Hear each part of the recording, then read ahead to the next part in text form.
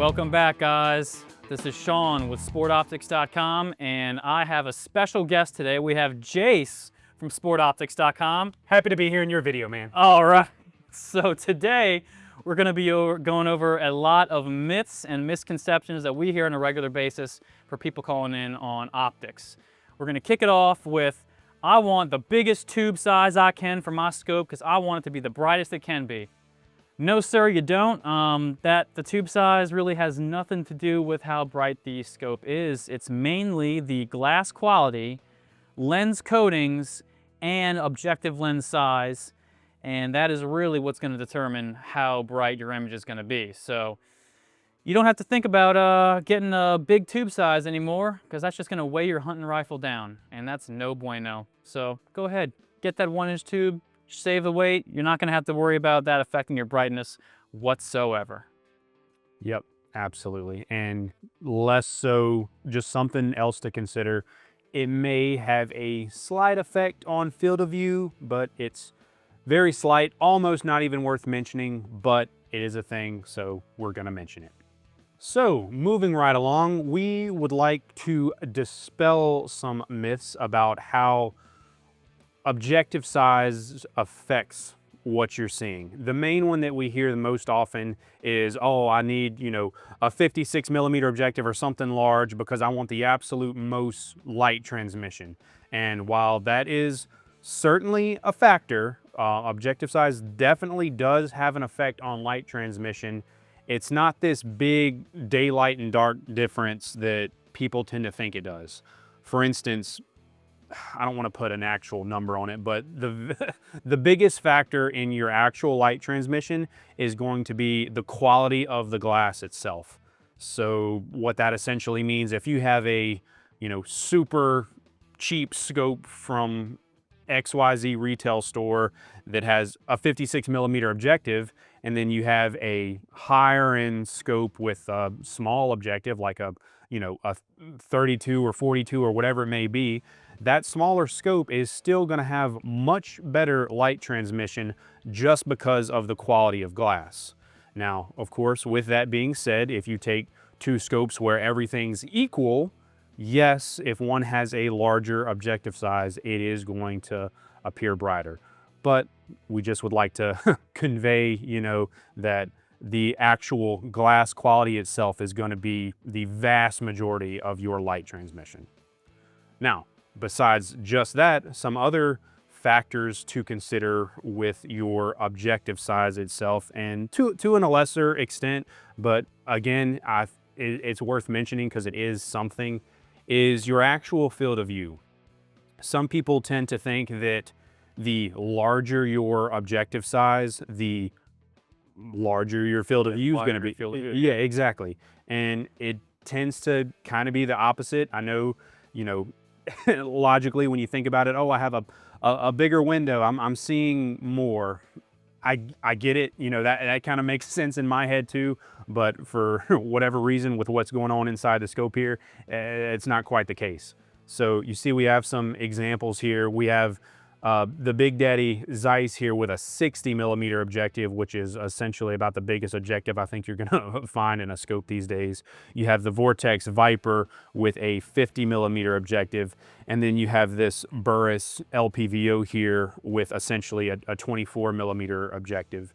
Now, if you were to set all these guys on like the same magnification, the optic with the smallest objective, this guy right here, is actually going to give you your widest field of view.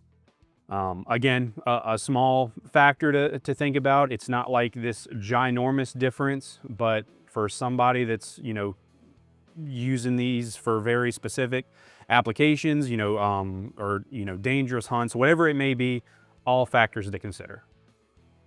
Yeah, and it's such a small difference. It's like a few feet at 1,000 yards between like this one and that one, assuming they're set at the same magnification. So I wouldn't say it's something that would make or break your decision, but like Jay said, if you're doing a dangerous game hunt, wide field of view is extremely important. So I would say that would be a special exception when choosing an objective lens size.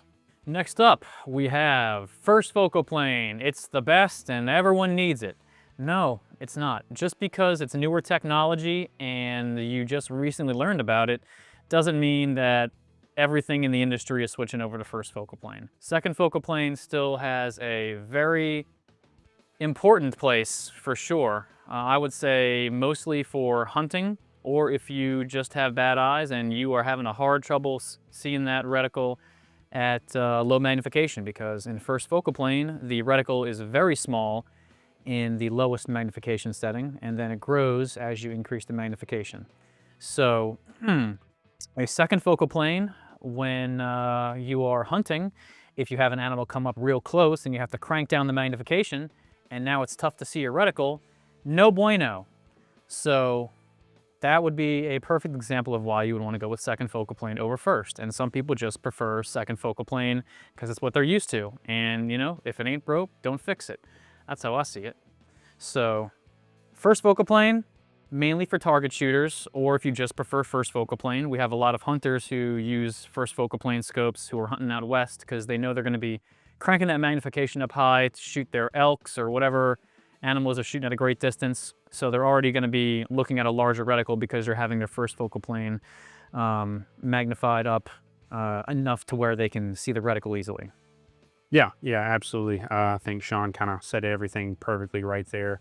Now, just to add one more thing, you will run into some second focal plane reticles that still have all the, hash marks for holdovers or wind holds or whatever you need and all that. And essentially, in those type of reticles, what the biggest difference is going to be is if you're magnifying in on something, it's important to remember that if you're going to try to use your holds, that they're generally only going to be accurate at your highest magnification.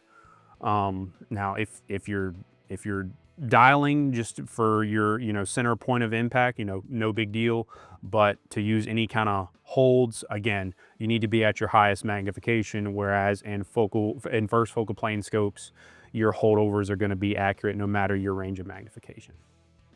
And moving right along, time to talk about potentially over-scoping your rifle.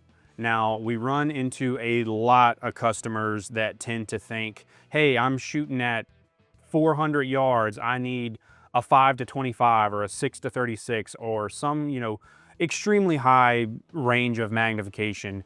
And that simply is not the case. Between reading online and studying online and from my own personal experience, some people tend to say, and I kind of agree with it, there are exceptions, of course, but a good kind of rule of thumb is about 2 times magnification per 100 yards. And again, that can kind of go one way or the other, but that's kind of a good starting point. So for the guys that are like, yeah, I'm taking this super long range shot, and no disrespect to that at all. Some people are only used to shooting 100, 150 yards, and anything more than that is long range shooting. I get it, but just you're really hindering yourself more than helping yourself if you're having high magnification glass for those ranges. Because you got to think, if you're dialing up to 20, 25 power, you're magnifying all your atmospherics in between you and your target. You're cutting down your field of view. If you move at all, you're all over the place. It's harder to keep track of your target. You're really just not doing yourself any favors.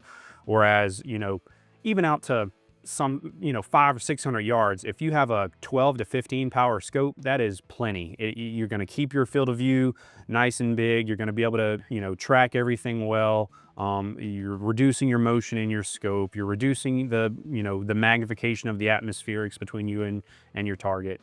And that's more or less the short and sweet of it. You have the higher powered scopes for guys that are just dead set on they need to count the horns and the ticks on the deer butt, and whatever else it may be. Those options do exist, but for 90% of people or more, that's simply just not what you need. And we run into customers that will get a little confused sometimes because they'll see these scopes and they'll have like 8 to 40 powered scopes or 12 to 50, something like that, and they're like, oh, these high-powered scopes, that's for shooting, you know, super long range. And that's not the case either. You know, these scopes exist for very specific purposes, mostly for like bench rest shooting, where guys are just trying to zoom up super close on a target that's not necessarily that far away. You know, they're essentially just trying to put holes inside of holes on tiny targets, you know, at, again, relatively close distances. So something to consider. You know, you see these high-powered scopes. Hey, these aren't necessarily meant for long-range shooting. And I think that's about covers that, guys. You know, don't overscope your rifle. I would mention also, the higher your magnification is on your scope, the less internal elevation you have to travel to dial out the distance you will have. So I had a customer just a couple weeks ago. It was sad. I was like, man, I wish I could have helped this guy before he made the mistake and bought this scope.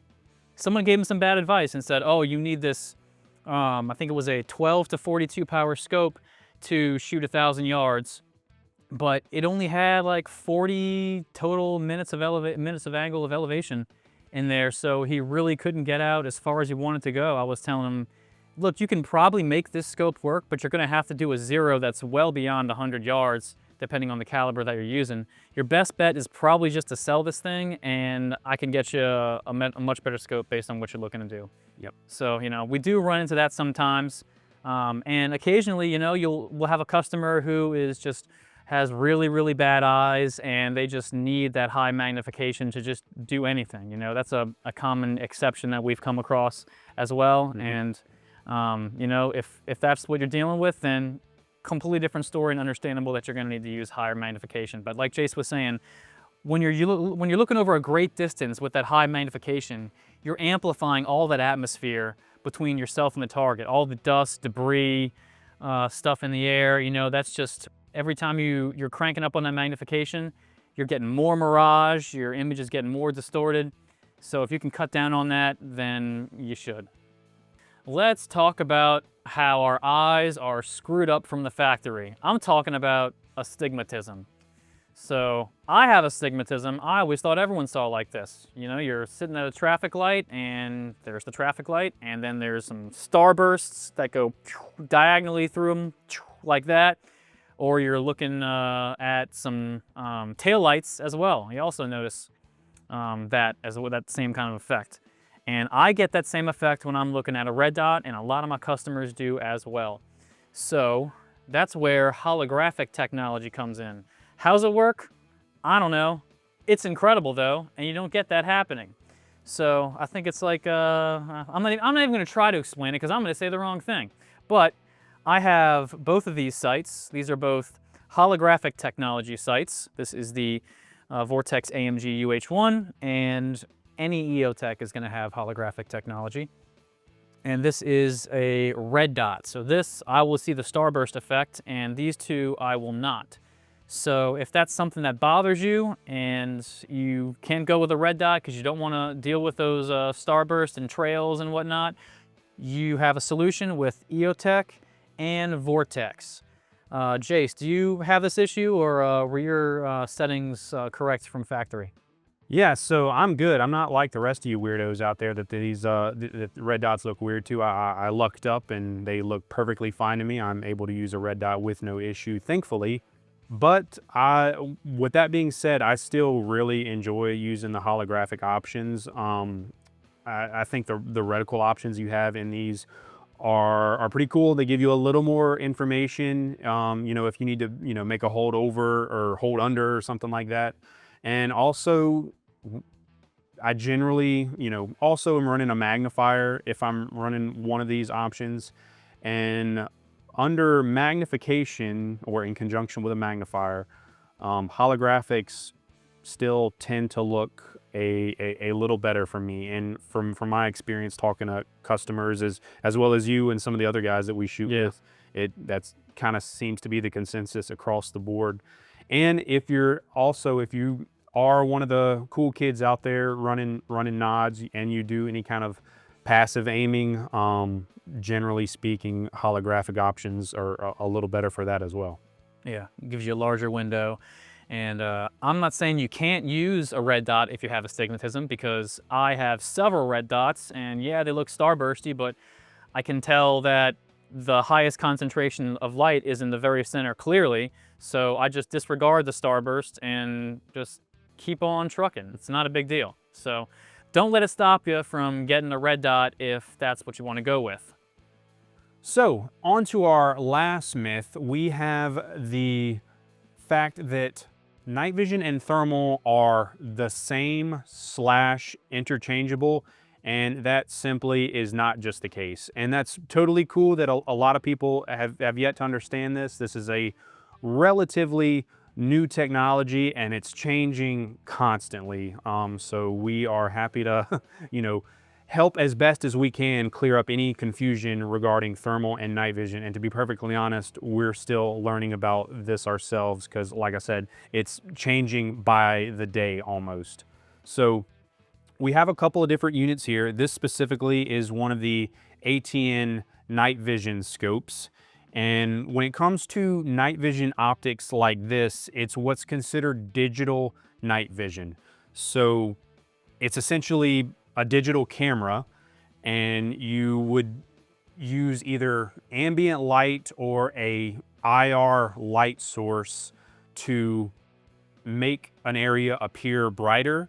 So if you're trying to use this thing and it's like pitch black, or you have essentially no kind of ambient light, meaning like starlight, moonlight, you're not using an IR illuminator, you're still gonna have a pretty tough time using this. It's still gonna be a pretty dark image. But if you have the ambient light or the IR illuminator, what may appear dark to you is going to essentially almost look like there's a flashlight being projected in that area through this guy. That's about the best way I know to describe it. And where the big difference between something like this and thermal is where this is just going to make a dark area appear brighter. Thermal is actually going to highlight areas with heat signatures, like animals, of course. So while this essentially does something very similar to this, it's just going to make something where, like a predator, if you're hog hunting, coyote hunting, whatever it is, it's going to essentially take their heat signature and make them glow, make them really stand out. And for that reason, for that extra, technology, for that extra superpower that this has in it, these are generally going to be more expensive. You can generally get digital night vision for a lot cheaper than you're going to get a thermal unit, just because of the, extra technology, the extra features. And, I have some guys out there that are like, hey, digital night vision, is that the same thing as what's in like night vision goggles or something like that? Short answer, no. Like I said, you're essentially using a IR detecting, digital camera in this, whereas like analog night vision, you're using intensifier tubes to take in light to make things brighter, to you. And to my knowledge, if memory serves me correct, there's no way to really do like analog night vision in a optic like this. They do have some like night vision clip-ons, but they're like $20,000. So pretty non-realistic for most guys out there. So when it comes to just rifle mounted optics and, again, choosing between night vision and thermal, I think that's about the gist of it. Anything to add? I just tell customers, the vast majority of people who call us are going to want thermal, is the short answer. Mm-hmm. But how I tell customers the difference in just a few sentences, I'll say, night vision allows you to see with your eyes like you would normally under daylight circumstances, but just at night. Nothing's going to glow or stand out. You'll get a little bit more detail seeing with night vision, but it's not going to stand out. With thermal, everything that's given off heat is going to glow in contrast to your environment, assuming you're not in an environment where everything is hot. It's a little bit harder to use thermal in the daylight, but you can. And at night, when the sun goes down, you can sort of tell what stuff is still retaining heat from the sun heating it up all day. Roofs are a very popular thing that people can detect even when it's still, even when it's dark outside. Boulders, you know, they hold a lot of heat and don't really ever get cold except for seasonal changes. So that's really what I tell customers to help them visualize in their mind what is the difference between night vision and thermal. Well, guys, those are just a few myths that we deal with on essentially a daily basis. And if you need us to go into more detail on anything we talked about today or anything else you might think of, give me or Sean a call anytime. We are happy to talk at length about this stuff. Don't forget to like and subscribe, and we will see you next time. God bless.